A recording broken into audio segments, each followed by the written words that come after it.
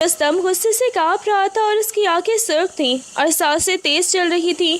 वो आलियाना के सामने खड़ा उसे घूर रहा था, जिसके हाथ से पानी का गिलास छटकर फर्श पर गिर चुका था। रुस्तम ने एक कदम आगे बढ़ाया और ऊंची आवाज़ में चिल्लाया, मुझ में क्या कमी है भाभी? आखिर क्यों आप मुझसे शादी नहीं करना चाहती? मैं मोहब्बत करने लगा हूँ आपसे, और ये कोई वक्ती जज्बा नहीं है। आलियाना सख्ते में थी, उसके कदम ज़मीन में जड़ गए थे। वो एक लम्हे के लिए अपनी समात पर यकीन न कर सकी। उसने बमुश्किल ही अपने लब खोले। रुस्तम, तुम जानते भी हो तुम क्या कह रहे हो? होश में आओ, मैं तुम्हारी भाभी हूँ और तुम मेरे शौहर के छोटे भाई हो। उसका लहजा धीमा लेकिन कर्ब से भरा हुआ था। रुस्तम ने एक तल्ख हंसी हंसी और दीवार पर जोर से मुक्का मारा। रिश्ता? हमेशा रिश्ते ही क्यों आड़े आते हैं?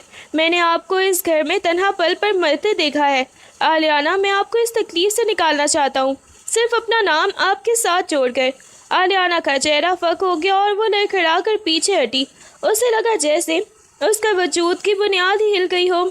आलियाना ने गहरी सांस ली और अपनी लरजती हुई आवाज़ को संभालते हुए रुस्तम की आंखों में देखा।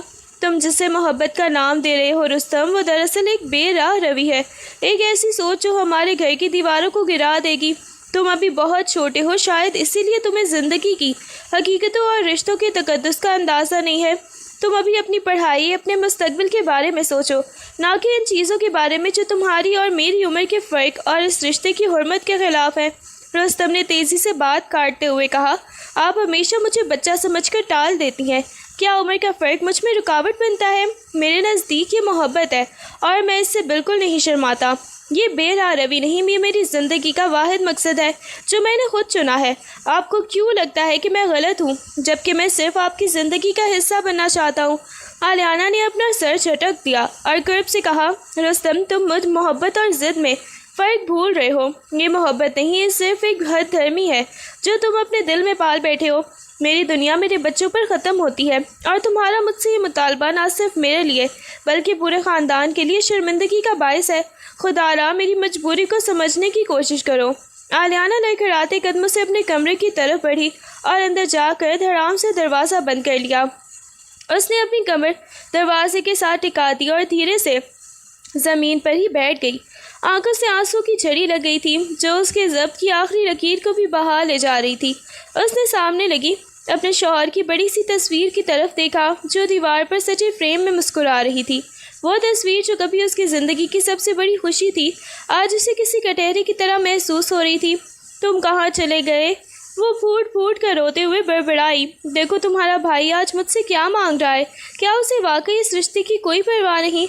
उसने अपने शौहर के पुराने कोट को सीने से लगाया जिससे अभी हल्की सी उनकी खुशबू आती थी और माजी की यादों के समंदर में डूब गई। उसे वो दिन याद आया जब रुस्तम छोटा सा बच्चा था और उसके शौहर उसे गोद में उठाकर प्यार किया करते थे। उसका दिल एक अजीब से कर्ब से फटा जा रहा था कि वक्त ने उसे किस मोड़ पर ला खड़ा किया है। वो बस रोए जा रही थी इस उम्मीद के साथ कि शायद कोई उसे इस अजियत से निकाल ले। रुस्तम घर के सहन में एक पुरानी लकड़ी की कुर्सी पर नीम दराज था। रात का सन्नाटा था और फिजा में खनकी खुल रही थी। उसने सामने आसमान की तरफ देखा जहाँ सितारे खामोश गवाह बने चमक रहे थे। उसके दिमाग में आलियाना के वही अल्फाज गूंज रहे थे जो उसने कुछ देर पहले कहे थे। उसने मुट्ठी बंद की और दांत पीसते हुए खुद से बड़बड़ाया, मोहब्बत और ज़िद में फ़र्क? आलियाना भाभी, शायद आपको ये फ़र्क समझाने के लिए मुझे अपनी जान तक बाजी लगानी पड़ेगी। आप मुझे छोटा समझती हैं, लेकिन आपको नहीं मालूम कि मेरे अंदर कितनी बड़ी आग जल रही है।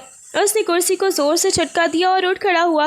वो सहन में चहलकदमी करने लगा। उसके कदमों की चाप सन्नाटे में गूंज रही थी। मैं ये नहीं होने दूंगा कि आप अपनी ज़िंदगी इस घर की चार दीवारी में घुट घुट कर गुजार दें। अगर आपको मेरी मोहब्बत कबूल नहीं तो शायद आपको मेरी मौत के बाद ही मेरी सच्चाई का अंदाज़ा हो। लोग क्या कहेंगे, ख़ानदान क्या कहेगा, मुझे इन सब से कोई फ़र्क नहीं पड़ता। मेरा हर लम्हा, हर ख्याल सिर्फ आपकी गिर्द घूमता है। अगर आपका जवाब ना है तो मेरी ज़िंदगी का जवाब भी खुद ब खुद ही ख़त्म हो जाएगा। वो एक गहरी सांस लेकर रुक गया और आलियाना के कमरे की बंद खिड़की को टिकटिकी बांध कर देखने लगा, जैसे वो दीवारों के पार उसके दिल को देख रहा हो। अगले दिन सुबह नाश्ते की टेबल पर एक अजीब सी खामोशी छाई हुई थी।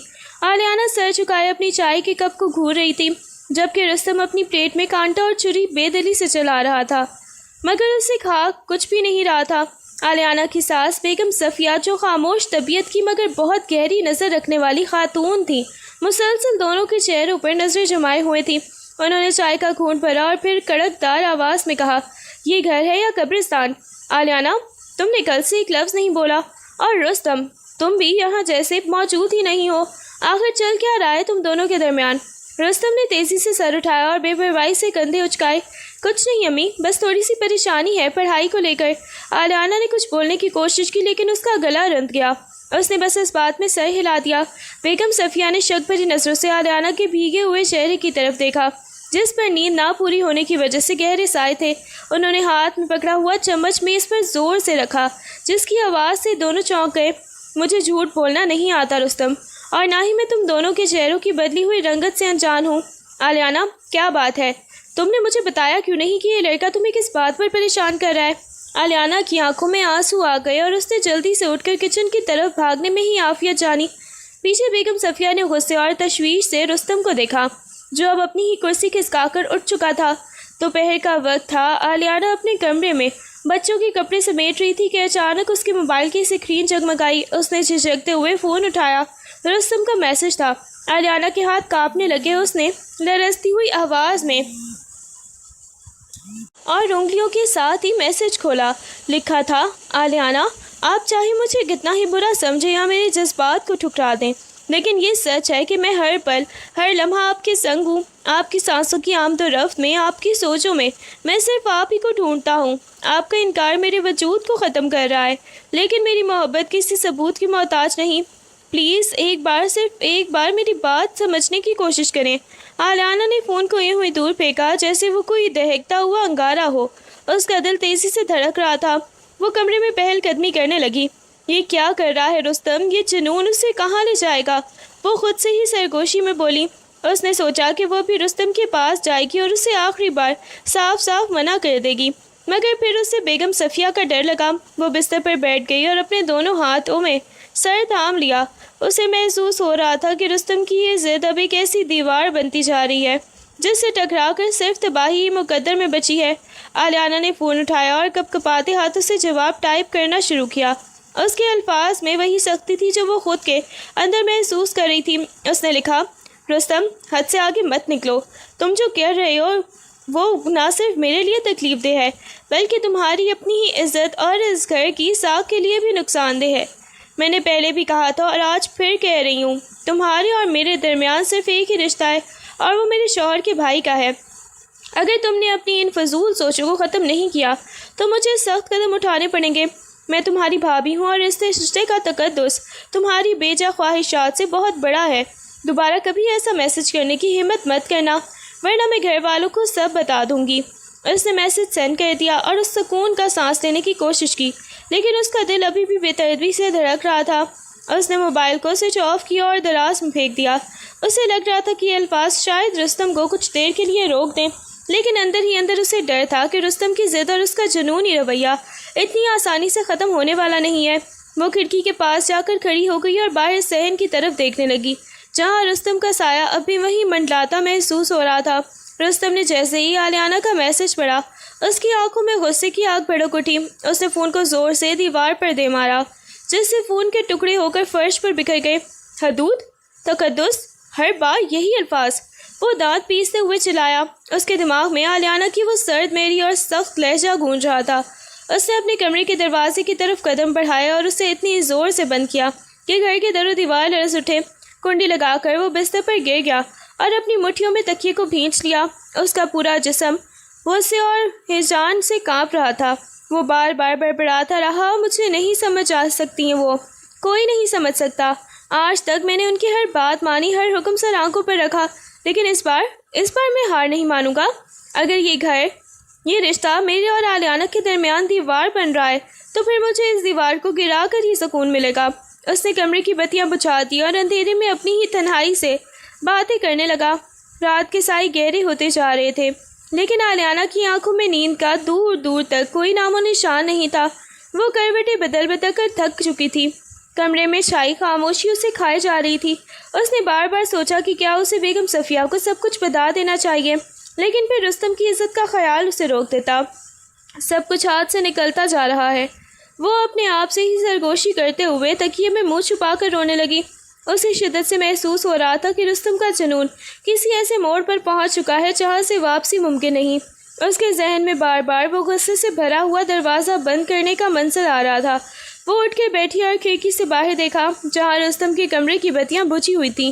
یہ تاریکی اسے کسی آنے والے بڑے طوفان کی نوید لگ رہی تھی۔ اس نے تسبیح اٹھائی اور دعائیں کرنے لگی، مگر اس کے دل کا اضطراب کسی صورت بھی کم نہیں ہو رہا تھا۔ اسے لگ رہا تھا کہ صبح سورج کی کرنیں بہت سی تلخیاں لے کر طلوع ہوں گی۔ صبح کے 7 بج رہے تھے۔ آلیانہ نے ایک بار پھر ہمت جما کی اور رستم کی کمرے کے باہر جا کر کھڑی ہو گئی۔ اس نے دروازے پر ہلکی سی دستک دی۔ رستم، اور جاؤ، ناشتہ تیار ہے۔ صبح سے سب باہر تمہارا انتظار کر رہے ہیں۔ کمرے کے اندر سے کوئی آواز نہیں آئی۔ آلیانہ نے دوبارہ دستک دی لیکن خاموشی ہی رہی۔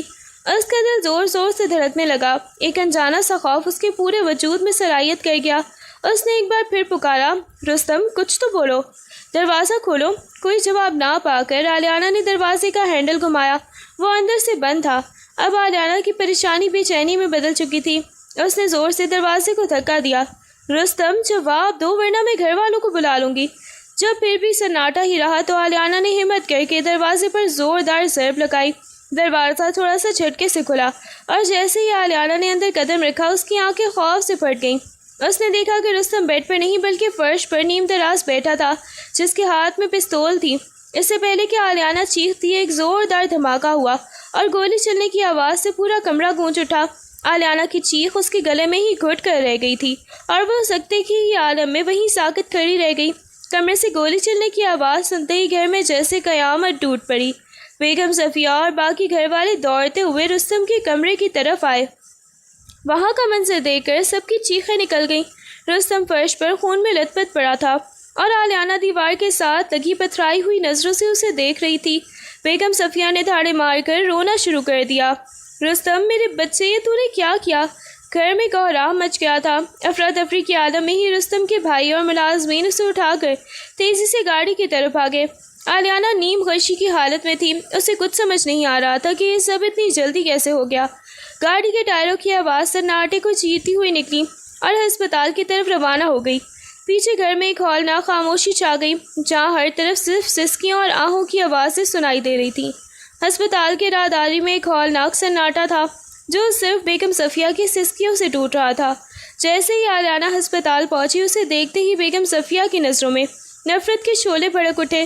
انہوں نے آگے بڑھ کر آلیانہ کا بازو جھٹکے سے پکڑا اور غصے سے دھاڑی، تمہیں چین آ گیا آلیانہ؟ یہی تو چاہتی تھی تم۔ آج تم نے میری گود اجاڑ دی۔ قاتل ہو تم اس گھر کی، قاتل۔ آلیانہ کے لب کانپ رہے تھے۔ اس کے پاس کہنے کو کوئی لفظ نہ تھا۔ وہ بس صدمے سے ان کا چہرہ دیکھ رہی تھی۔ گھر کے دیگر رشتہ دار جو وہاں پہنچ چکے تھے وہ بھی آلیانہ کو ایسی نظروں سے دیکھ رہے تھے جیسے وہ کوئی مجرم ہو۔ کسی نے تنزیہ لہجے میں کہا، اس عورت کی وجہ سے رستم نے ایک قدم اٹھایا۔ اس کی ضد اور اس کی بے رخی نے اسے مار ڈالا۔ آلیانہ کی ساس نے اسے جھٹکا دے کر پیچھے ہٹا دیا۔ تمہارا سایہ بھی اب میرے بیٹے کے قریب نہیں ہونا چاہیے۔ اگر رستم کو کچھ ہو گیا تو میں کبھی تمہیں معاف نہیں کروں گی۔ تم اس گھر کی تباہی ہو آلیانہ۔ آلیانہ دیوار سے لگ گئی۔ اس کے آنسو خشک ہو چکے تھے اور ہر الزام اس کے دل پر کسی تازیانے کی طرح لگ رہا تھا۔ آپریشن تھیٹر کے باہر کا منظر انتہائی کرکناک تھا۔ آلیانہ ایک کونے میں فرش پر بیٹھی تھی۔ اس کے ہاتھ دعا کے لیے اٹھے ہوئے تھے لیکن آنکھوں سے آنسو تھمنے کا نام نہیں لے رہے تھے۔ اس کے کانوں میں ابھی بھی وہی گولی چلنے کی آواز گونج رہی تھی۔ وہ آہستہ آہستہ ہڑبڑا رہی تھی، یا اللہ، یہ گناہ مجھ سے سرزد نہیں ہوا لیکن اس کا بوجھ میرے دل پر ہے۔ اسے بچا لے، اسے معاف کر دے۔ میں نے اسے کبھی نہیں چاہا کہ وہ ایسی تکلیف کا سامنا کرے۔ اسے میری زندگی لگ جائے، بس اسے واپس لے آ۔ کبھی کبھی وہ اٹھ کر آپریشن تھیٹر کے دروازے کو تکتی جیسے وہاں سے کوئی فرشتہ باہر نکل کر اسے خوشخبری دے دے کہ رستم خطرے سے باہر ہے۔ اس کی ساس دور بینچ پر بیٹھی اسے مسلسل نفرت بھری نظروں سے گھور رہی تھی لیکن آلیانہ کو اب اس نفرت کا بھی احساس نہیں تھا۔ اس کا پورا وجود صرف اس ایک دعا میں سمٹ چکا تھا کہ رستم کی سانسیں بحال رہیں۔ وقت جیسے تھم سا گیا تھا۔ ہر سیکنڈ اسے گھنٹوں کی طرح محسوس ہو رہا تھا اور اس کا ذہن صرف رستم کے معصوم بچپن سے لے کر اس کی آخری غصے بھری چیخ تک کے مناظر میں بھٹک رہا تھا۔ ہسپتال کی راہداری میں پولیس کے 2 اہلکار داخل ہوئے جن کے بوٹوں کی آواز سناٹے میں گونج رہی تھی۔ تفتیشی افسر سیدھا ہی آلیانہ کے پاس آ کر رکا۔ آپ آلیانہ ہیں؟ رستم کے کمرے میں گولی چلنے کے وقت آپ وہاں موجود تھی نا، ہے نا؟ आलियाना ने आहिस्ता से सर इस बात में हिलाया। उसका चेहरा जर्द पड़ चुका था। अफसर ने एक नोटबुक निकाली और कलम तैयार किया। बताइए, क्या झगड़ा हुआ था? क्या रुस्तम ने खुद पर गोली चलाई या आपने उसे इस हद तक मजबूर किया कि वो ये कदम उठाने पर मजबूर हो गया? आलियाना खामोश रही। उसकी आंखें खाली खाली थीं। अफसर ने दोबारा जोर दिया। बीबी, जवाब दें। क्या आपके दरमियान कोई तल्ख कलामी हुई थी? क्या उसने आपको धमकाया था या आपने उसे? इर्द गिर्द मौजूद रिश्तेदार भी आलियाना को घूर रहे थे, लेकिन वो जैसे गूंगी हो गई थी। उसके जहन में सिर्फ रुस्तम का वो आखिरी जुमला गूंज रहा था और वो किसी को भी उसके जज्बात का तमाशा नहीं बनाना चाहती थी। उसकी खामोशी को तफ्तीशी अफसर ने मुजरिमाना इकरार समझ लिया। उसने सख्त लहजे में कहा, आपकी ये खामोशी आपके खिलाफ जा सकती है। हम मज़ीद तफ्तीश के लिए आपको थाने भी बुला सकते हैं। आलियाना ने बस एक बार अफसर की तरफ देखा और फिर अपनी नज़रें दोबारा ही ऑपरेशन थिएटर के दरवाजे पर जमा ली। उसके होंठ खामोशी के सिवा कुछ न कह सके। घंटों के तवील इंतज़ार के बाद ICU का दरवाज़ा खुला और एक डॉक्टर बाहर निकला, जिसके चेहरे पर थोड़ी सी नरमी थी। मरीज़ होश में आ गया है, लेकिन वह भी बहुत कमज़ोर है। सिर्फ एक बंदा उससे मिल सकता है। बेगम सफ़िया ने डॉक्टर की बात काटते हुए खुद जाने के लिए कदम बढ़ाया, लेकिन डॉक्टर ने रुस्तम का पैगाम दिया कि वो सिर्फ आलियाना को देखना चाहता है। आलियाना लरजते हुए कदमों से ICU के अंदर दाखिल हुई। रुस्तम बेड पर पड़ा था। उसके इर्द गिर्द मशीनें बीप कर रही थीं और उसका चेहरा बेहद सफ़ेद हो चुका था। जैसे ही आलियाना उसके करीब पहुंची, रुस्तम की बंद आंखें धीरे धीरे से खुलीं। उसने कमज़ोर सांसों के साथ बहुत मुश्किल से होंठ हिलाए और कांपती हुई आवाज़ में सिर्फ एक नाम निकाला, आलियाना। आलियाना की सिसकी निकल गई। वो रुस्तम के बेड के पास झुक गई। रुस्तम की आंखों में एक अजीब सी चमक थी, जैसे उसे दुनिया की सारी दौलत मिल गई हो। उसने आहिस्ता से अपना हाथ आलियाना की तरफ बढ़ाने की कोशिश की, मगर हाथ बिस्तर पर ही गिरा रहा। आलियाना ने खुद उसका हाथ अपने हाथों में थाम लिया। रुस्तम के होंठों पर एक नहीव सी बेबस मगर मुतमईन मुस्कुराहट फैल गई। वो आलियाना को देखकर मुस्कुराया, जैसे उसे कोई पछतावा ना हो। आलियाना के आंसू रुस्तम के हाथ पर गिरने लगे। तुमने ये क्या किया रुस्तम? क्यों अपनी जान खतरे में डाली? रुस्तम ने हल्की सी गर्दन हिलाकर खामोशी अख्तियार कर ली। वो कुछ कहना चाहता था, मगर उसकी हिम्मत जवाब दे गई। वो बस आलियाना को अपनी आंखों में कैद कर लेना चाहता था। ICU से बाहर निकलते ही आलियाना का दिल बोझ से निढाल हो गया। उसने देखा कि बाहर खड़े तमाम रिश्तेदार उसे कितनी ही हकारत और गुस्से से देख रहे थे। उसे महसूस हुआ कि अब इस घर में उसके लिए कोई जगह नहीं बची। वो जानती थी कि रुस्तम का होश में आकर पहला नाम लेना उसके लिए मज़ीद मुसीबतें खड़ी करेगा। वो खामोशी से अपने कमरे में गई और एक छोटा सा बैग उठाया। उसके हाथ कँपकपा रहे थे, लेकिन उसका जहन साफ हो चुका था। मैंने बहुत सह लिया, वो खुद ही बड़बड़ाई। अगर अब मैं यहाँ रही तो ये नफ़रत मुझे और मेरे बच्चों को जिंदा दरगोर कर देगी। उसने अपने दोनों बच्चों को तैयार किया, जो सहमे हुए से उसकी तरफ देख रहे थे। उसने अलमारी में रखे अपने चंद कपड़े और बच्चों का ज़रूरी सामान बैग में डाला। उसे अंदाज़ा था कि घर वाले उसे जाने नहीं देंगे, इसलिए वो जैसे ही मौका मिला खामोशी से पिछले दरवाजे की तरफ बढ़ गई। उसने एक आखिरी नज़र उस घर पर डाली जहाँ उसने अपनी ज़िंदगी के बेहतरीन और बदतरीन दिन गुजारे थे। अब वो सिर्फ अपने और अपने बच्चों के तहफ़्फ़ुज़ के लिए यहाँ से निकलने का फ़ैसला कर चुकी थी। आलियाना ने अपने बच्चों का हाथ मजबूती से थामा और हॉल की तरफ बढ़ी, जहाँ बेगम सफ़िया और कुछ दीगर रिश्तेदार मौजूद थे। उसकी आवाज़ में लर्जिश तो थी, मगर फ़ैसला साफ झलक रहा था। उसने बेगम सफ़िया की तरफ देखा और दबी हुई मगर पुरज़म आवाज़ में कहा, मैं अब इस घर में एक लम्हा भी मज़ीद नहीं रह सकती। रुस्तम की हालत और आप लोगों की नफ़रत ने मुझ पर ये वाज़ेह कर दिया है कि यहाँ मेरी कोई इज़्ज़त बाकी नहीं रही। मैं अपने बच्चों को लेकर अपने मायके जा रही हूँ। बेगम सफ़िया ने एकदम खड़े होते हुए आलियाना का रास्ता रोका। उनकी आंखों में गुस्सा और हैरत थी। मैके, तुम इस घर की बहू हो आलियाना, और बच्चों को लेकर कहीं जाने का तुम्हें कोई हक़ नहीं है। ये बच्चे इस घर के वारिस हैं। यहाँ से कदम बाहर निकालने की हिम्मत भी मत करना। आलियाना ने साबित कदमी से उनकी आंखों में देखा। वारिस तो तब होंगे जब जिंदा रहेंगे। यहाँ का माहौल इन बच्चों की ज़हनों पर क्या असर डाल रहा है? क्या आपको इसका अंदाज़ा है? मुझे जीने का हक़ दें। मैं कोई मुजरिम नहीं हूँ कि मुझे इस घर में कैद रखा जाए। मेरा फ़ैसला हतमी है। मैं आज ही जा रही हूँ। घर में एकदम ही हंगामा बरपा हो गया और रिश्तेदारों की कानाफूसी शुरू हो गई। आलियाना के अल्फाज सुनते ही बेगम सफ़िया चीख उठी, तुम यहाँ से कोई कहीं नहीं जाने देगा। ये बच्चे इस घर का खून है, तुम्हारे मैके का नहीं। अगर तुम जाना चाहती हो तो शौक से जाओ, मगर इन बच्चों को यहीं छोड़ कर जाओगी। आलियाना के शौहर के बड़े भाई रुस्तम की कज़न ने तेज़ी से आगे बढ़कर आलियाना का रास्ता रोका और तल्ख लहजे में बोले, आलियाना भाभी, आपकी जुर्रत कैसे हुई है कहने की? रुस्तम इस हालत में पड़ा है और आप घर छोड़कर भागने की बात कर रही हैं। ये बुज़दिली है और हम आपको अपने बच्चों के साथ बाहर नहीं निकलने देंगे। आलियाना के दोनों बच्चे अपनी माँ से लिपट गई और खौफ से रोने लगे। आलियाना ने उन्हें अपने सीने से लगाया और सख्त लहजे में जवाब दिया, ये बच्चे मेरे हैं, मैंने उन्हें पाला है और उनकी परवरिश का हक सिर्फ मुझे है। आप लोग रुस्तम की हालत के ज़िम्मेदार मुझे ठहरा रहे हैं, तो फिर मुझसे ये तवक्का क्यों रखते हैं कि मैं यहाँ रहकर आपकी मज़ीद बातें सुनूं? बेगम सफ़िया ने बच्चों के बाजू पकड़कर अपनी जानिब खींचने की कोशिश की। ये तुम्हारे नहीं, मेरे पोते हैं। तुमने रुस्तम को तो तबाह किया ही है, अब मेरे घर के चिरागों को भी ले जाना चाहती हो? खबरदार, जो कदम भी बाहर निकाला।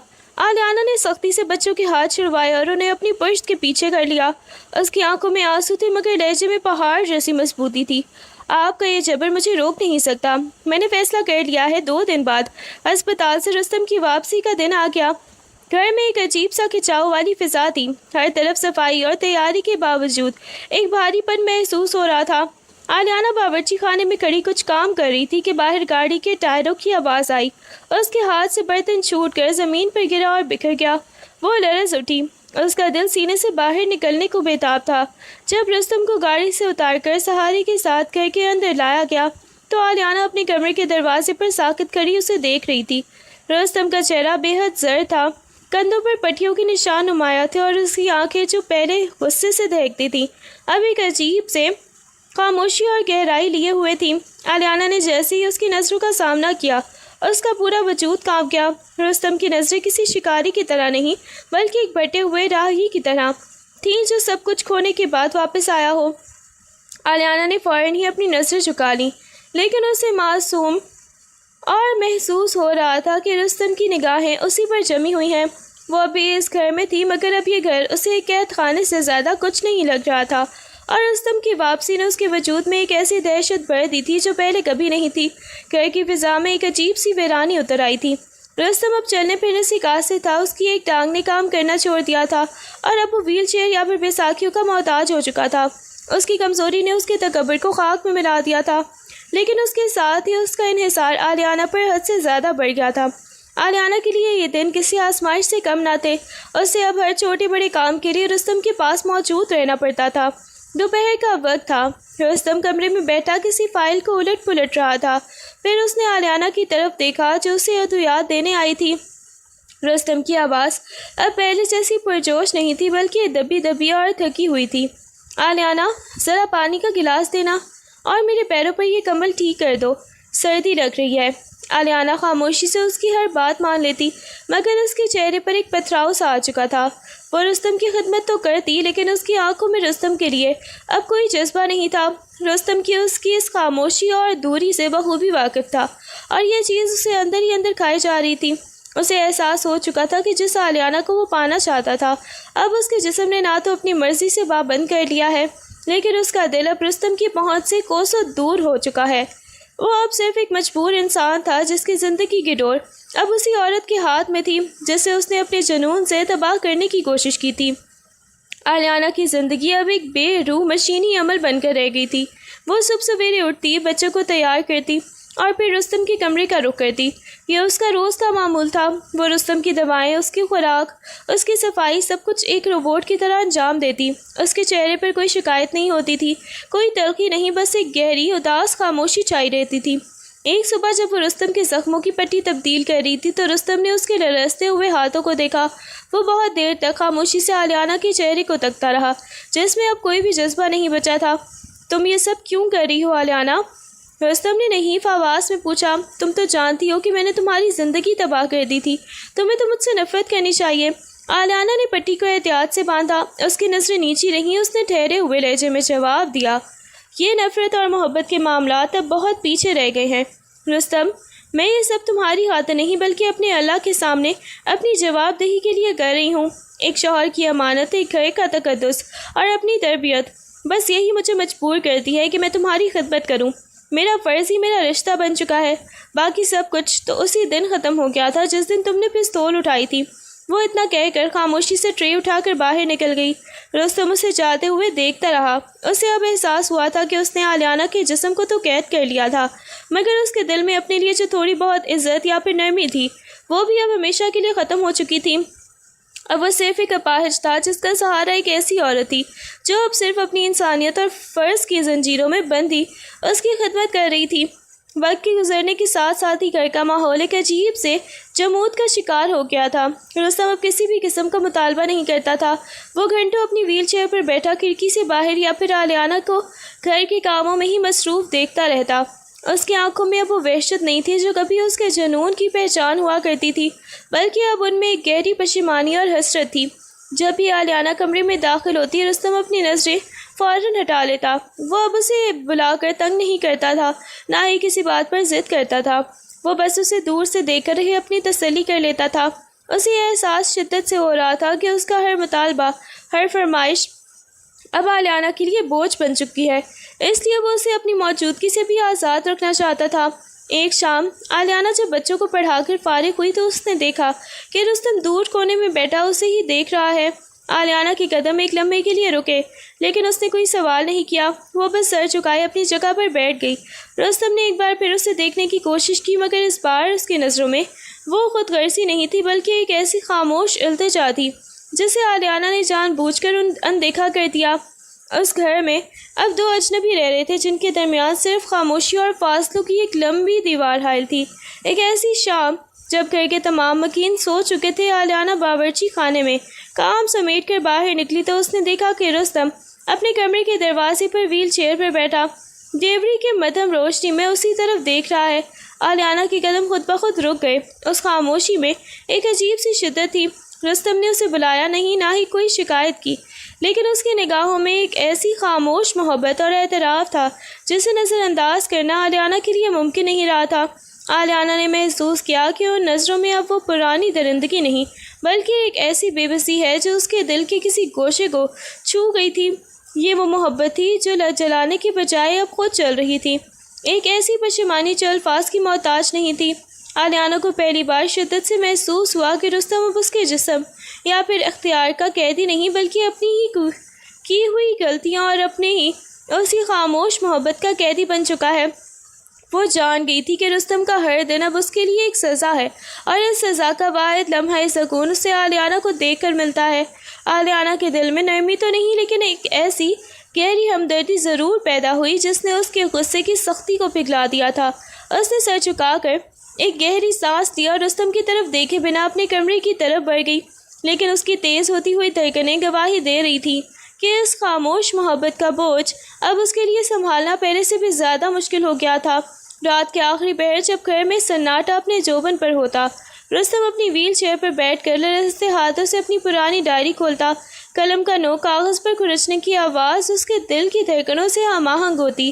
آج اس نے پہلی بار آلیانہ کے لیے وہ سب کچھ لکھا تھا جو وہ کبھی زبان سے ادا نہ کر پایا تھا۔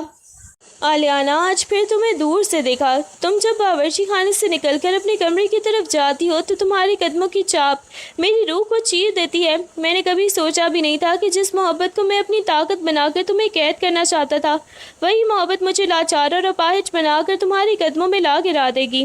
اب میں تمہیں پانا نہیں چاہتا، میں بس تمہیں دیکھ کر یہ تسلی کرنا چاہتا ہوں کہ تم زندہ ہو اور میری موجودگی تمہیں مزید اذیت نہیں دے رہی۔ میری خاموشی میری سب سے بڑی سزا ہے، کیونکہ میں جانتا ہوں کہ یہ خاموشی ہی وہ دیوار ہے جو میں نے خود اپنے اور تمہارے بیچ بنائی ہے۔ میں نے تمہیں توڑنے کی کوشش کی، مگر میں خود بکھر گیا۔ اب میری زندگی صرف تمہاری ایک جھلک دیکھنے کے منتظر ہے۔ تم مجھ سے نفرت کرو تو شاید مجھے سکون ملے، مگر تمہارا یہ فرض نبھانا، یہ بے لوث خدمت، یہ مجھے ہر روز زندہ دفن کر دیتی ہے۔ رستم نے ڈائری بند کیا اور اسے تکیے کے نیچے چھپا دیا۔ اس کی آنکھوں سے چند قطرے گر کر صفحات پر جذب ہو گئے۔ وہ جانتا تھا کہ یہ الفاظ کبھی آلیانہ کی نظروں سے نہیں گزریں گے، لیکن اس ڈائری میں لکھنا ہی اس کا واحد سہارا تھا جہاں وہ اپنی انا کے ٹکڑے کے آلیانہ کے نام کر سکتا تھا۔ ایک دوپہر جب رستم اپنی فزیو تھراپی کے لیے گھر سے باہر گیا ہوا تھا، آلیانہ اس کے کمرے کی صفائی کرنے گئی۔ بستر درست کرتے ہوئے اس کی نظر تکیے کے نیچے دبے اسی ڈائری کے کونے پر پڑی۔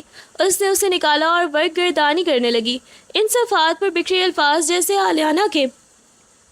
آلیانہ کے دل پر اترے ہوئے تھے۔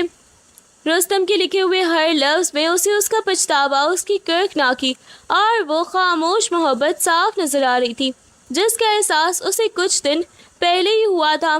وہ ابھی آخری جملے پڑھ ہی رہی تھی کہ کمرے کے دروازے پر پہیوں کی گڑگڑاہٹ سنائی دی۔ आलियाना ने चौंक कर देखा, रुस्तम व्हील चेयर पर वापस आ चुका था।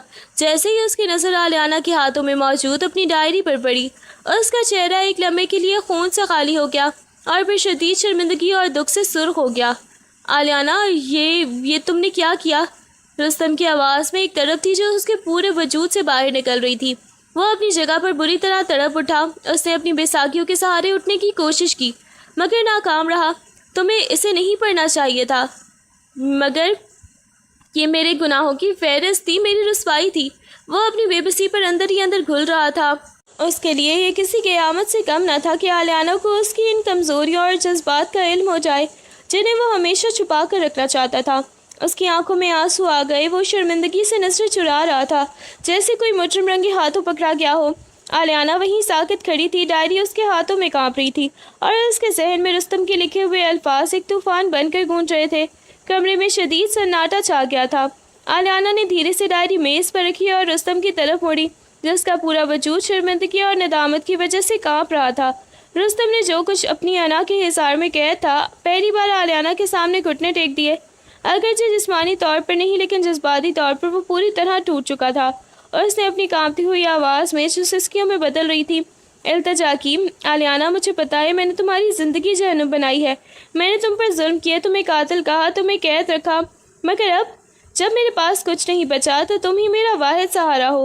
उसने एक लम्हे के लिए अपनी नम आंखों से आलियाना की तरफ देखा। ये डायरी मेरी सच्चाई थी जो मैंने कभी ज़ुबान से ना कह सका। मुझे माफ़ कर दो आलियाना, मैं जानता हूँ मैं इस काबिल नहीं, मगर मुझे अपनी ज़िंदगी से मत निकालो। तुम्हारी मौजूदगी ही वो वाहिद चीज़ है जो मुझे पागल होने से बचाए रखे हुए है। अगर तुम चली गई तो मैं इस वीरानी में ख़ुद को ख़त्म कर लूँगा। रुस्तम के लहजे में कोई हुक्म नहीं था, कोई तकब्बुर नहीं था, सिर्फ एक बेबस इंसान की फरियाद थी। आलियाना जो अब तक पत्थर बनी हुई थी, रुस्तम की इस टूटती हुई शख्सियत को देखकर लरस गई। उसकी आंखों में आंसू तैरने लगे। वो जो कुछ देर पहले इस घर से निकल जाने का सोच रही थी, अब रुस्तम की इस एतराफ़ ने उसे एक अनजाने कुर्ब में मुब्तला कर दिया था। उसका दिल गवाही दे रहा था कि रुस्तम अब वो इंसान नहीं रहा, लेकिन उसके जहन में वही पुराने ज़ख्म थे जो अभी ताज़ा थे।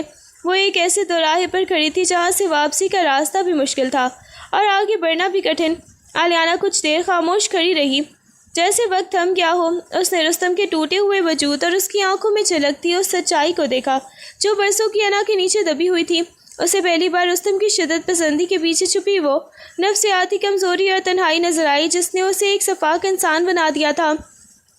आलियाना के अंदर का गुस्सा जो कुछ लावा बनकर उबलता था, अब आहिस्ता आहिस्ता ठंडा पड़ रहा था। उसे समझ आने लगा था कि रुस्तम की ये मोहब्बत दरअसल उसकी अपनी ज़ात से फरार की कोशिश थी और अब जब वो अपनी ताकत खो चुका था तो आलियाना उसकी ज़िंदगी का आखिरी सहारा बन गई थी। उसने एक गहरी सांस लिया, रुस्तम की व्हील चेयर के करीब जाकर उसके कंधों पर हाथ रखा। उसका लहजा पहले से कहीं ज़्यादा नर्म था, मगर उसमें एक ठहराव भी था। रुस्तम, मुझे ये समझने में बहुत देर हो गई कि तुमने मेरे साथ जो भी किया वो तुम्हारी मोहब्बत से ज़्यादा तुम्हारी अपनी ज़ात के खौफ का ही नतीजा था। तुमने मुझे कैद इसलिए नहीं किया कि तुम मुझसे मोहब्बत करते थे, बल्कि इसलिए कि तुम्हें डर था कि मैं तुम्हें छोड़ कर न चली जाऊँ। तुम खुद अपनी बनाई हुई जेल में कैद थे। रुस्तम ने सर उठाकर आलियाना की तरफ देखा। उसकी आंखों में एक उम्मीद की किरण चमक उठी। आलियाना ने धीमी आवाज़ में जारी रखा, मैं तुम्हें माफ़ तो नहीं कर सकती क्योंकि ज़ख्म बहुत गहरे हैं, लेकिन अब मैं तुमसे नफ़रत भी नहीं करूँगी। तुम्हारा ये दुख, तुम्हारी ये बेबसी मुझे मजबूर कर रही है कि मैं तुम्हें इंसान की हैसियत से देखूँ, ना कि अपने जालिम की हैसियत से। उसका ये नरम पड़ना रुस्तम की लिए किसी मौत से कम नहीं था, मगर आलियाना की नज़रों में वो तड़प नहीं थी जो पहले हुआ करती थी। अब वहाँ सिर्फ एक जिम्मेदारी और थोड़ी सी हमदर्दी बाकी थी। वक्त के साथ साथ घर के माहौल में गैर मुतवक्का तब्दीली आई। रुस्तम की तबीयत में आने वाली नरमी ने बच्चों के दिलों से भी उस खौफ को निकाल दिया था। अब वो शाम के वक्त बागीचे में अपने व्हील चेयर पर बैठता और बच्चों को अपने करीब बुला लेता। बच्चे पहले उसके पास जाने से कतराते थे, मगर अब रुस्तम की आवाज़ में वो सख्ती नहीं थी जिससे वो सहम जाते थे। एक शाम छोटा बेटा रुस्तम की गोद में चढ़कर बैठ गया और उससे कहानियाँ सुनने की जिद करने लगा। रुस्तम ने लरसते हाथों से उसे गले लगाया। उसकी आंखों में नमी तैर गई। उसने बच्चों को अपनी कहानियों में समेटा, उन्हें वो मोहब्बत दी जो वो बरसों तक अपनी अना के पीछे छुपाए बैठा रहा था। आलियाना दूर खड़ी ये मंजर देख रही थी। उसे महसूस हुआ कि बच्चे अब रुस्तम को सिर्फ एक अजनबी या फिर डराने वाली शख्सियत के तौर पर नहीं, बल्कि अपने बाप के तौर पर भी देख रहे हैं। बच्चों की हंसी और उनकी मासूम आवाज़ों ने रुस्तम के कमरे की उदासी को कुछ देर के लिए दूर कर दिया था। رستم نے ایک بار آلیانہ کی طرف دیکھا، اس کی نظروں میں شکر گزاری تھی، کیونکہ وہ جانتا تھا کہ یہ تعلق آلیانہ کی انہی کوششوں کا نتیجہ ہے جنہیں وہ کبھی نظر انداز کر دیتا تھا۔ بچوں نے جب اسے بابا کہہ کر مخاطب کیا تو رستم کی آنکھوں سے چند آنسو گالوں پر ڈھلک گئے۔ یہ وہ لمحہ تھا جہاں رستم نے خود کو ایک شکست خوردہ انسان سے نکل کر ایک باپ کے روپ میں پایا تھا۔ آلیانہ کے دل میں رستم کے لیے نفرت کی جو آخری دیوار تھی، وہ بچوں کی اس محبت کے سامنے ہی دھیرے دھیرے گر رہی تھی۔ گھر کی فضا میں اگرچہ کچھ سکون آیا تھا، لیکن بیرونی دنیا اور رشتہ داروں کی زبانیں ابھی بھی زہر اگل رہی تھیں۔ بیگم صفیہ کی بہنیں اور خاندان کے دیگر افراد اکثر گھر آتے تو آلیانہ پر تنقید کا کوئی بھی موقع ہاتھ سے نہ جانے دیتے۔ رستم جیسے مرد کا ایسا حال دیکھ کر بھی تم نے اسے نہیں چھوڑا، یا پھر آلیانہ تم اتنی کمزور کیوں ہو گئی ہو کہ ایک اپاہج کے آگے سر جھکا دیا ہے؟ یہ باتیں آلیانہ کے کانوں میں ہر روز پڑتی تھیں۔ ایک دن دوپہر کے وقت جب چند رشتہ دار بیگم صفیہ کے ساتھ بیٹھ کر آلیانہ کی خودداری اور اس کے رستم کی خدمت کرنے کے فیصلے پر طنز کر رہے تھے، آلیانہ کمرے سے باہر نکلی۔ اس کے ہاتھ میں بچوں کی کتابیں تھیں۔ وہ رشتہ داروں کے سامنے جا کر رک گئی۔ اس کی آنکھوں میں وہ ڈر نہیں تھا جو کچھ عرصہ پہلے تک رہا کرتا تھا۔ آپ لوگ شاید یہ سمجھ رہے ہیں کہ میں کسی دباؤ میں آ کر یا اپنی کمزوری کی وجہ سے رستم کی خدمت کر رہی ہوں، آلیانہ نے پرسکون مگر مضبوط لہجے میں کہا۔ کمرے میں ایک دم سی خاموشی چھا گئی۔ لیکن یہ میری اپنی مرضی اور میرا فیصلہ ہے۔ آپ لوگ رستم کو اس کی ماضی کی غلطیوں سے تولتے ہیں، مگر میں نے اسے اس کی موجودہ اذیت اور پچھتاوے میں دیکھا ہے۔ کسی کو گرتے وقت چھوڑ دینا آسان ہے، مگر اسے سنبھالنا حوصلے کا کام ہے۔ ایک رشتہ دار خاتون نے تنزیہ ہنستے ہوئے کہا، میاں تم تو اس کے ظلم بھول گئیں۔ آلیانہ نے سر اٹھا کر جواب دیا، میں کچھ نہیں بھولی۔ زخم اب بھی تازہ ہے، لیکن میرے پاس جو اصول اور تربیت ہیں وہ مجھے یہ سکھاتی ہیں کہ جب کوئی اپنا اناشر سے شکست کھا جائے تو اسے کچلنا نہیں، اسے معاف کر کے آگے بڑھ جانا ہے۔ میں رستم کے لیے نہیں بلکہ اپنے سکون قلب کے لیے یہ سب کر رہی ہوں، اور اب اگر کوئی میرے اس فیصلے پر انگلی اٹھائے گا تو وہ شاید میرے ضعف کو نہیں، اپنی چھوٹی سوچ کو ظاہر کرے گا۔ اس کی یہ جرأت دیکھ کر بیگم صفیہ بھی حیران رہ گئی۔ آلیانہ کے لہجے میں جو ٹھہراؤ تھا اس نے رشتہ داروں کے منہ بند کر دیے۔ وہ جان چکے تھے کہ آلیانہ وہ پہلے والی ڈری سہمی ہوئی عورت نہیں رہی تھی، بلکہ وہ ایک ایسی خاتون تھی جو اپنے فیصلوں پر ڈٹ جانے کا حوصلہ سیکھ چکی تھی۔ آلیانہ نے ایک بار پھر سب سے نظریں ڈالیں اور پھر سر اٹھا کر اپنے بچوں کے کمرے کی طرف بڑھ گئی۔ آلیانہ کی بات سن کر رستم کے اندر ایک نئی آگ بھڑک اٹھی تھی۔ وہ اب صرف ایک تماشائی نہیں بنا رہنا چاہتا تھا۔ اس نے محسوس کیا کہ آلیانہ نے تو اسے انسانیت کی حد تک معاف کر دیا ہے، لیکن وہ خود کو اپنے ہی ضمیر کے کٹہرے میں مجرم پاتا تھا۔ وہ نہیں چاہتا تھا کہ آلیانہ کی پوری زندگی صرف اس کی دیکھ بھال میں گزر جائے۔ اس شام جب آلیانہ کمرے میں داخل ہوئی تو اسے ایک حیران کن منظر نظر آیا۔ رستم اپنی ویل چیئر کو دیوار کے سہارے لگا کر اپنی بے جان ٹانگوں کو زبردستی حرکت دینے کی کوشش کر رہا تھا۔ اس کا ماتھا پسینے سے شرابور تھا اور چہرے پر تکلیف کی نکیریں نمایاں تھیں، لیکن اس کی آنکھوں میں ایک عجیب سا عزم تھا۔ رستم یہ کیا کر رہے ہو؟ تم گر جاؤ گے۔ آلیانہ نے گھبرا کر آگے بڑھتے ہوئے اسے سہارا دینا چاہا۔ رستم نے ہاتھ کے اشارے سے اسے روکا۔ اس کی آواز میں غیر معمولی قوت تھی۔ نہیں آلیانہ، مجھے کرنے دو، میں اب تک تمہارے کندھوں پر بوجھ بنا رہا، بس بہت ہو چکا۔ میں اب صرف تمہارا بوجھ نہیں بننا چاہتا، میں تمہارا سہارا بننا چاہتا ہوں۔ آلیانہ نے اسے دیکھ کر ساکت رہ گئی۔ رستم نے درد کو پس پش ڈال کر اپنی ٹانگ پر زور دیا۔ اس کا پورا جسم کانپ رہا تھا۔ میں نے تمہیں بہت دکھ دیا ہے اور اب وقت آ گیا ہے کہ میں ان زخموں کو بھرنے کی کوشش کروں۔ ڈاکٹر نے کہا تھا کہ اگر میں ہمت کروں تو بہتر ہی ممکن ہے۔ مجھے دوبارہ کھڑا ہونا ہے آلیانہ، تمہارے لیے، بچوں کے لیے اور خود کو تمہارے قابل بنانے کے لیے۔ آلیانہ کی آنکھوں میں نمی تیر گئی۔ اس نے دیکھا کہ رستم کے چہرے پر موجود وہ تکبر کی پرچھائیاں اب مکمل طور پر ختم ہو چکی تھیں اور ان کی جگہ ایک سچی جدوجہد نے لے لی تھی۔ رستم کی ایک کوشش صرف ایک جسمانی ورزش نہیں تھی، بلکہ وہ اپنی انا کی زنجیروں کو توڑ کر ایک بہتر انسان بننے کی طرف پہلا قدم اٹھا رہا تھا۔ آلیانہ خاموشی سے وہیں کھڑی رہی۔ اسے پہلی بار رستم کی ذات میں وہ تبدیلی نظر آئی جس کی اسے برسوں سے تڑپ تھی۔ رستم کی بحالی کی کوششوں نے آلیانہ کو بھی ایک نیا زاویہ فراہم کیا تھا۔ جب رستم نے اپنی زندگی کی باغ دوڑ دوبارہ سنبھالنے کی ٹھانی تو آلیانہ کے اوپر سے وہ بوجھ کچھ کم ہوا جو اس نے برسوں سے اپنی ذات پر لاد رکھا تھا۔ اب وہ صرف رستم کی تیمارداری یا بچوں کی ماں نہیں تھی، اسے اپنی ذات کے وجود کا احساس بھی ہونے لگا تھا۔ ایک سے پہر جب گھر میں سکون تھا اور بچے اپنے کھلونوں میں مگن تھے، آلیانہ نے کھڑکی کے پاس بیٹھ کر اپنی پرانی ڈائری نکالی۔ اسے یاد آیا کہ وہ کبھی کتنا لکھنا پسند کرتی تھی، کتنے خواب اس کی آنکھوں میں پلتے تھے۔ رستم کے ساتھ گزرے ان تلخ برسوں نے اس کی اس مے میں چھین لیا تھا۔ وہ خود کو ایک ایسی بیوہ کی طرح محسوس کرتی تھی جس کا شوہر تو زندہ تھا مگر ان کے درمیان رشتوں کی تمام تر کونپلیں مرجھا چکی تھیں۔ اس نے آئینے میں خود کو دیکھا، اس کا چہرہ جو ہمیشہ فکروں میں ڈوبا رہتا تھا آج کچھ پرسکون تھا۔ اس نے سوچا، کیا میری زندگی کا مقصد صرف دوسروں کی خدمت ہی ہے؟ کیا مجھ میں کوئی خواب باقی نہیں؟ اس نے فیصلہ کیا کہ وہ اپنے تعلیمی سفر کو دوبارہ منظم کرے گی۔ اس نے اپنی کتابیں نکالی، اپنے نصاب کو دیکھا اور محسوس کیا کہ اب اس کی عمر ہی کیا ہے۔ اسے صرف رستم کی غلطیوں کا کفارہ نہیں ادا کرنا بلکہ اپنی بکھری ہوئی شناخت کو بھی دوبارہ سمیٹنا ہے۔ آلیانا نے خود سے ایک وعدہ کیا کہ وہ اب صرف دوسروں کے لیے جینے والی مشین نہیں بلکہ ایک ایسی خاتون بنے گی جس کے اپنے ارادے ہیں، اپنی سوچ ہے اور ایک روشن مستقبل کی امید ہے۔ وہ اب بھی رستم کا خیال رکھتی تھی لیکن اب اس کی خدمت میں وہ بیزاری یا مجبوری نہیں تھی بلکہ ایک آزاد انسان کا انتخاب تھا۔ اسے سمجھ آ گیا تھا کہ وہ زندہ ہے اور اس کی زندگی کا حق صرف اور صرف اس کی اپنی ذات کو ہے۔ وہ اب ایک ایسی عورت تھی جس نے اپنے قدموں کو ایک مضبوط بنیاد میں بدل لیا تھا۔ ایک طوفانی شام جب گھر کے صحن میں لگے پرانے درخت کی ایک بڑی سی شاخ تیز ہوا کے باعث ٹوٹ کر آلیانا کی طرف گری تو آلیانا اپنے کام میں مگن ہونے کے باعث اس سے بے خبر تھی۔ رستم جو اپنی بیساکھیوں کے سہارے برآمدے میں کھڑا فضا کا لطف لے رہا تھا، اس نے جیسے ہی اوپر سے شاخ کو گرتے دیکھا اس کا دل زور سے دھڑکا۔ اس کے ذہن میں آلیانا کو کھونے کا خوف بجلی کی طرح کوندا۔ اپنی کمزور ٹانگوں اور گرتے ہوئے توازن کی پرواہ کیے بغیر ہی رستم نے ایک چیخ ماری، آلیانا ہٹ جاؤ، اور اپنی پوری طاقت لگا کر ویل چیئر سے چھلانگ لگا کر آلیانا کی طرف بڑھا۔ اس کی حرکت اتنی غیر متوقع اور تیز تھی کہ آلیانا چونک کر پیچھے پلٹی۔ رستم نے پوری قوت سے آلیانا کو دھکا دے کر شاخ کی زد سے دور پھینک دیا۔ وہ خود اس شاخ تلے آ گیا تھا، اگرچہ شاخ سیدھی اس پر نہیں گری مگر زمین پر گرنے کے جھٹکے اور اپنی کمزور ٹانگوں پر پڑنے والے دباؤ سے وہ درد سے کرا اٹھا۔ آلیانا ہڑبڑا کر اٹھی اور بھاگ کر رستم کے پاس پہنچی۔ شاخ کچھ فاصلے پر ہی گری تھی مگر رستم فرش پر بے دم پڑا تھا۔ آلیانا کی آنکھیں خوف سے پھیل گئیں۔ رستم، یہ تم نے کیا کیا؟ تمہیں چوٹ لگی ہے؟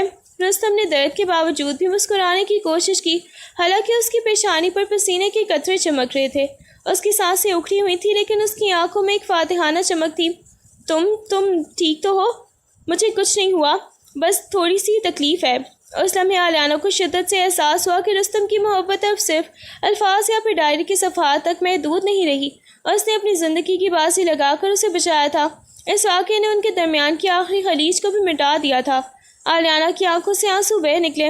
اس نے رستم کا سر اپنی گود میں لیا اور پہلی بار اس نے رستم کی پیشانی پر پیار اور شکر گزاری سے ہاتھ پھیرا۔ وہ جان گئی تھی کہ رستم اب صرف ایک پچھتاوے والا انسان نہیں بلکہ اس کا محافظ بن چکا تھا۔ اس حادثے اور رستم کی اس جرأت مندانہ اقدام نے گھر کے ماحول میں ایک گہری تبدیلی پیدا کر دی۔ جس رستم نے خاندان کے سب لوگ کتراتے تھے یا جسے صرف ایک ظالم اور ضدی انسان کی نظر سے دیکھتے تھے، اس کے اس عمل نے سب کے دلوں میں ایک نئی سوچ کو جنم دیا۔ اگلے چند دنوں میں جب رستم کی معمولی چوٹوں کی مرہم پٹی کے لیے رشتہ داروں کو آنا جانا ہوا تو انہوں نے پہلی بار رستم کے چہرے پر وہ وحشت نہیں بلکہ ایک ٹھہراؤ اور سکون دیکھا۔ وہ پہلے کی طرح تلخ لہجے میں بات نہیں کرتا تھا۔ بیگم صفیہ جو اکثر آلیانا کی حمایت میں رستم کو ٹوکتی رہتی تھیں، اس دن خاموش بیٹھی اسے دیکھ رہی تھی۔ رستم بیٹا، بیگم صفیہ نے دبی آواز میں کہا، تمہارا یہ قدم ہم سب کو حیران کر گیا۔ رستم نے سر جھکا لیا، اس کے چہرے پر ایک اداس سی مسکراہٹ تھی۔ امی، میں نے زندگی بھر صرف اپنی انا کی حفاظت کی لیکن آلیانا کو بچاتے ہوئے مجھے پہلی بار سمجھ آیا کہ حفاظت کسی چیز پر قبضہ کرنے میں نہیں بلکہ اسے آزاد چھوڑنے اور ضرورت پڑنے پر خود ڈھال بن جانے میں ہے۔ آلیانا جو پاس ہی کری تھی، اس کے چہرے پر ایک اطمینان تھا۔ خاندان کے افراد جو کل تک رستم کی برائیاں کر رہے تھے اب اس کے سامنے جھجک محسوس کر رہے تھے۔ ان کا رویہ اب رستم کی غلطیوں سے ہٹ کر رستم کی تبدیلی پر مرکوز ہو گیا تھا۔ کسی نے کھل کر تو معافی نہیں مانگی لیکن ان کی نظروں میں موجود تحقیر ختم ہو گئی تھی، جس کی جگہ اب ایک عجیب سا احترام پیدا ہو چکا تھا۔ رستم نے اپنی ویل چیئر پر بیٹھ کے کمرے میں موجود سب لوگوں کی طرف دیکھا۔ اب وہ کسی سے ڈرتا نہیں تھا اور نہ ہی کسی کو ڈرانا چاہتا تھا۔ گھر کا وہ ماحول جو کبھی لڑائی جھگڑوں اور چیخو پکار سے گونجتا تھا اب ایک خاموش صلح کی فضا میں سانس لے رہا تھا۔ آلیانا کو لگا کہ جس منزل کی طرف وہ تنہا چل رہی تھی اب رستم بھی اس کے ساتھ ہی اس سفر میں شامل ہو چکا ہے۔ وہ سب ابھی ایک ایسے گھر میں رہ رہے تھے جہاں زخموں کو بھرنے کا عمل شروع ہو چکا تھا۔ آلیانا کے ذہن میں رستم کی کہی ہوئی باتیں بار بار گونج رہی تھی۔ وہ اب ایک ایسی عورت تھی جس نے وقت کے تھپیڑوں اور حالات کی سختیوں سے لڑ کر خود کو پایا تھا۔ اسے سمجھ آ گیا تھا کہ انتقام یا نفرت کی آگ میں جلنا اب اس کے اپنے لیے ہی ایک قید ہے جس سے نکلنا ضروری ہے۔ رات کا وقت تھا، گھر کے تمام چراغ بجھ چکے تھے، صرف رستم کے کمرے میں ایک مدھم سی روشنی آ رہی تھی۔ آلیانہ نے ایک گہری سانس لی، اپنے دل پر موجود برسوں کا بوجھ محسوس کیا اور آہستہ سے رستم کے کمرے کا دروازے پر دستک دے کر کھولا۔ رستم ویل چیئر پر بیٹھا کھڑکی سے چاند کو دیکھ رہا تھا، اس کے کندھے جھکے ہوئے تھے جیسے کوئی بھاری وجود اسے دبائے ہوئے ہو۔ آلیانہ کے قدموں کی چاپ سن کر رستم نے چونک کر پیچھے دیکھا، اسے دیکھ کر رستم کی آنکھوں میں ایک عجیب سی چمک آئی، لیکن وہ اپنی پرانی عادات کے مطابق ہی فوراً نظریں جھکا کر بولا، آلیانہ کیا کوئی ضرورت ہے؟ اگر سو گئی ہوتی تو بہتر تھا۔ آلیانہ اس کے قریب آئی اور خاموشی سے اس کے سامنے کھڑی ہو گئی۔ وہ کچھ لمحے رستم کے چہرے کو دیکھتی رہی جس پر اب دکھ، ندامت اور ایک عجیب سی قبولیت کے آثار تھے۔ اس نے دھیمی اور پرسکون آواز میں کہا، رستم آج مجھے کچھ کہنا ہے۔ میں نے برسوں تم سے نفرت کی، ہر پل میں تمہارے ظلم کو یاد رکھا، تمہاری دی ہوئی تکلیف کو اپنے دل میں پالا، لیکن اب اس نفرت کا میرے دل میں کوئی مقام نہیں رہا۔ رستم نے حیرت اور امید کی ملی جلی کیفیت میں سر اٹھایا۔ آلیانہ نے اپنی بات مکمل کی، میں نے تم سے نفرت کرنا چھوڑ دی ہے، اب تم میرے لیے کوئی ظالم نہیں بلکہ ایک ایسا انسان ہو جس نے خود کو بدلنے کی کوشش کی ہے۔ میں تمہیں معاف تو کر رہی ہوں، لیکن یہ معافی تمہارے لیے نہیں بلکہ میری اپنی زندگی کے سکون کے لیے ہے۔ اب ہم دونوں کو نئے سرے سے سوچنا ہوگا کہ یہ زندگی ہم کیسے گزاریں گے۔ رستم کے چہرے پر ایک سکون کی لہر دوڑ گئی، وہ کچھ نہ بول سکا، بس اس کی آنکھوں سے آنسو بہنے لگے۔ آلیانہ کے اس ایک جملے نے اس کے ضمیر کے بوجھ کو ہلکا کر دیا تھا۔ اس گھر میں جو کبھی نفرتوں کا مرکز تھا، آج پہلی بار کسی نے صلاح کی دستک دی تھی۔ اس اعتراف کے بعد کمرے میں ایک ایسی خاموشی چھائی تھی جس میں اب تلخی نہیں بلکہ ایک گہرا ٹھہراؤ تھا۔ رستم نے آہستہ سے اپنی ویل چیئر آلیانہ کی قریب کی۔ آج اس نے نظریں نہیں چرائیں بلکہ ہمت کر کے آلیانہ کی آنکھوں میں دیکھا۔ آلیانہ، رستم کی آواز میں ایک لرزش تھی، نفرت ختم ہو جانا ایک بڑی بات ہے، لیکن کیا یہ ممکن ہے کہ تم کبھی ان زخموں کو بھول سکو جو میں نے تمہاری روح پر دیے ہیں؟ وہ قید، وہ تانے، وہ میرا شک، کیا یہ سب مٹ سکتے ہیں؟ آلیانہ نے سامنے پڑی کرسی کھینچی اور بیٹھ گئی۔ زخم مٹتے نہیں ہیں رستم، وہ نشان بن جاتے ہیں۔ میں نے تمہیں معاف کر کے انہیں مٹانے کی کوشش نہیں کی بلکہ میں نے ان کے ساتھ جینا سیکھ لیا ہے۔ ماضی ایک ایسا آئینہ ہے جسے ہم منہ نہیں تو موڑ سکتے، لیکن اب ہم اسے دیکھ کر ڈرتے نہیں ہیں۔ تم نے مجھے قید کر کے میرا وقت تو چھین لیا تھا، مگر اس قید نے مجھے اندر کا وہ انسان دکھا دیا جو میں خود بھی نہیں جانتی تھی۔ رستم نے سر جھکا لیا، اس کے ہاتھوں کی انگلیاں ویل چیئر کے ہینڈل پر سخت ہو گئیں۔ میں ایک مریض تھا آلیانہ، اپنی انا کا مریض۔ میں یہ سمجھتا رہا کہ محبت کا مطلب ہے کسی کو مکمل طور پر اپنے قبضے میں کر لینا۔ جب تم نے مزاحمت کی تو میں نے اسے بے وفائی سمجھ لیا۔ میں اپنی ہی ذات کے جہنم میں جل رہا تھا اور اس کی آگ تم پر ڈال رہا تھا۔ آلیانہ نے گہری سانس دی، تمہاری وہ شدت پسندی، وہ شک، اس نے مجھے ایک وقت کے لیے واقعی توڑ دیا تھا، لیکن اس ٹوٹنے کے عمل میں ہی میں نے خود کو جوڑنا سیکھا۔ تمہارے اور میرے درمیان جو دیوار تھی وہ اب نہیں ہے، ہم دونوں ماضی کے قیدی ہیں۔ میں نے اپنی چابی خود ڈھونڈ لی ہے اور اب تم بھی اسے تلاش میں ہو۔ رستم نے نم آنکھوں سے آلیانہ کی طرف دیکھا، کیا ہم کبھی پھر سے ایک عام زندگی گزار سکتے ہیں جہاں کوئی شک نہ ہو، کوئی خوف نہ ہو؟ آلیانہ نے مسکرا کر اسے دیکھا، اس کی اس مسکراہٹ میں تلخی نہیں امید تھی۔ عام زندگی شاید ہم کبھی نہیں گزار سکیں گے کیونکہ ہم بہت کچھ دیکھ چکے ہیں، لیکن ہم ایک نئی زندگی ضرور شروع کر سکتے ہیں، ایک ایسی زندگی جہاں تمہاری پشیمانی اور میری ہمدردی مل کر بچوں کے لیے ایک گھر بنا سکیں۔ ماضی ہمارے ساتھ رہے گا لیکن اب وہ ہمیں ڈرائے گا نہیں بلکہ ہمیں یاد دلاتا رہے گا کہ ہم نے خود کو کیسے بچایا ہے۔ یہ گفتگو کئی گھنٹے جاری رہی۔ انہوں نے پہلی بار ان تمام باتوں پر بات کی جو برسوں سے ان کے دلوں میں کانٹوں کی طرح چبھ رہی تھی۔ اس رات انہوں نے اپنے ماضی کے تمام زخموں کو میز پر رکھ کر انہیں ایک دوسرے کے سامنے قبول کیا، اور اس قبولیت نے ان کے درمیان ایک ایسی ہم آہنگی پیدا کر دی جو شاید محبت کے دعووں سے بھی کہیں زیادہ مضبوط تھی۔ شادی کی یہ تقریب کسی دھوم دھام یا دکھاوے کی محتاج نہ تھی۔ یہ گھر کے صحن میں شام کے دھندلیکے کے درمیان منعقد ہوئی، جہاں صرف چند قریبی لوگ موجود تھے۔ فضا میں ہلکی سی نمی تھی اور کھلے آسمان تلے بجھتے ہوئے سورج کی آخری کرنیں رستم اور آلیانہ کے چہروں پر ایک عجیب سا نور بکھیر رہی تھی۔ آلیانہ نے کوئی بھاری بھرکم لباس نہیں پہنا تھا بلکہ سادہ سا لباس پہنے وہ اپنے وقار اور سکون کے ساتھ ہی وہاں موجود تھی۔ اس کی آنکھوں میں وہ ڈر نہیں تھا جو ماضی کے بندشوں میں ہوا کرتا تھا، بلکہ ایک پختہ عزم تھا۔ رستم اپنی ویل چیئر پر بیٹھا، سفید لباس میں ملبوس، بالکل ساکت تھا۔ اس کی نظریں آلیانہ پر جمی ہوئی تھیں اور ان نظروں میں وہ تمام ندامت اور احترام سمٹ آیا تھا جو اس نے گزشتہ مہینوں میں سیکھا تھا۔ جب نکاح خوانے ایجاب و قبول کے لیے سوال کیا تو آلیانہ کے لبوں پر ایک ہلکی سی مسکراہٹ آ گئی۔ اس نے اپنی مرضی اور پورے ہوش و حواس کے ساتھ ہی قبول ہے کہا۔ یہ 2 لفظ نہیں تھے بلکہ اس کے خود کو آزاد کر کے دوبارہ ایک نئے رشتے سے جوڑنے کا اقرار تھا۔ رستم کی آواز جو قبولیت کے وقت نکلی اس میں ایک لرزش تھی، جیسے وہ ابھی بھی یقین نہیں کر پا رہا ہو کہ اسے یہ دوسری زندگی ملی ہے۔ کوئی شور نہیں تھا، کوئی تماشا نہیں تھا، بس ایک خاموش اور باوقار آغاز تھا۔ سب سے بڑھ کر یہ کہ بچوں نے جب یہ منظر دیکھا تو ان کے چہروں پر بھی ایک سچی خوشی تھی۔ اس نگاہ نے ماضی کی تمام تلخیوں پر مہر لگا دی تھی۔ رستم نے آلیانہ کی طرف ہاتھ بڑھایا اور آلیانہ نے اس بار بغیر کسی ہچکچاہٹ کے اس کا ہاتھ تھام لیا۔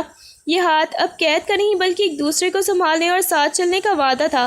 اس رات ستاروں تلے کھڑے اس جوڑے نے ایک نئی زندگی کی کہانی شروعات کی تھی، جس کی بنیاد اب انا، شک یا نفرت پر نہیں بلکہ اس سمجھ بوجھ اور احترام پر تھی جو انہوں نے خود اپنے زخموں سے سیکھی تھی۔ نکاح کی تقریب کے بعد ہی گھر میں ایک پرسکون خاموشی پھیل گئی۔ مہمانوں کے رخصت ہونے کے بعد آلیانہ آہستہ سے قدموں سے رستم کے کمرے کی طرف بڑھی۔ رستم اپنی ویل چیئر پر بیٹھا کھڑکی سے باہر اندھیرے کو دیکھ رہا تھا، جیسے وہ اپنی نئی زندگی کے پہلے سانس کو بھی محسوس کر رہا ہو۔ آلیانہ کو کمرے میں داخل ہوتا دیکھ کر رستم نے اپنا سر اٹھایا۔ اس کی آنکھوں میں آج وہ پرانی خودسری نہیں بلکہ ایک ایسی بے پناہ عقیدت تھی جو برسوں کی طرف اور پچھتاوے کے بعد جنم لیتی ہے۔ جیسے ہی آلیانہ اس کے قریب پہنچی، رستم نے بغیر کسی کے کہے ایک غیر ارادی حرکت میں اپنے ہاتھ بڑھائے اور آلیانہ کو پوری شدت کے ساتھ اپنے سینے سے لگا لیا۔ وہ اس لمحے کسی فاتح کی طرح نہیں بلکہ ایک گمشدہ مسافر کی طرح تھا جسے اپنی منزل مل گئی ہو۔ اس کے کندھے آلیانہ کے سینے سے لگ کر لرز رہے تھے اور وہ دھاڑے مار کر رونے لگا۔ یہ رونا اس کی ان برسوں کے قرب، اس کی انا کی شکست اور اس خوشی کا نچوڑ تھا جو اسے آلیانہ کی صورت میں ملی تھی۔ وہ آلیانہ کو اپنے سینے سے اس طرح چمٹا رہا تھا جیسے کوئی بچہ اپنی سب سے پسندیدہ اور کھوئی ہوئی چیز پا کر اسے دوبارہ کھونے سے ڈرتا ہو۔ رستم نے اس کے ہاتھ اپنے ہاتھوں میں لیے اور ان پر بوسوں کی برسات کر دی۔ پھر وہ آلیانہ کے چہرے پر اپنی نم آنکھوں سے بوسے دیتے رہا۔ اس کے آنسو آلیانہ کے رخساروں پر گر رہے تھے جو اس کے پچھتاوے کی گواہی تھے۔ آلیانہ، آلیانہ، وہ اس سے سکتے ہوئے بولا۔ اس کی آواز میں وہی ٹوٹ پھوٹ تھی جو اسے مکمل انسان بنا رہی تھی۔ مجھے یقین نہیں آ رہا کہ تم میری ہو۔ میں نے اپنی زندگی میں سب کچھ پا کر بھی کھو دیا تھا، لیکن آج مجھے وہ سکون ملا ہے جس کی تلاش میں بھٹکتا رہا۔ آلیانہ جو پہلے ساکت تھی اب رستم کی اس بے بسی اور شدت جذبات کو دیکھ کر خود بھی پگھل گئی اور اس نے اپنے ہاتھ رستم کے سر پر رکھے اور اسے اپنے سینے سے لگا کر تسلی دینے لگی، بالکل ویسے ہی جیسے کوئی ماں اپنے بچے کو سینے سے لگا کر اس کی سب تکلیفیں مٹا دینا چاہتی ہے۔ اس رات ان کے درمیان کوئی لفظ نہیں تھا، صرف وہ جذبات تھے جو سالوں کی نفرت کو دھو چکے تھے اور ایک نئے شفاف آغاز کی نوید سنا رہے تھے۔ اس کمرے کی دیواریں آج رستم کے اس رونے اور آلیانہ کی اس قبولیت کی گواہ تھی جو ایک طویل اور پرخار سفر کے بعد حاصل ہوئی تھی۔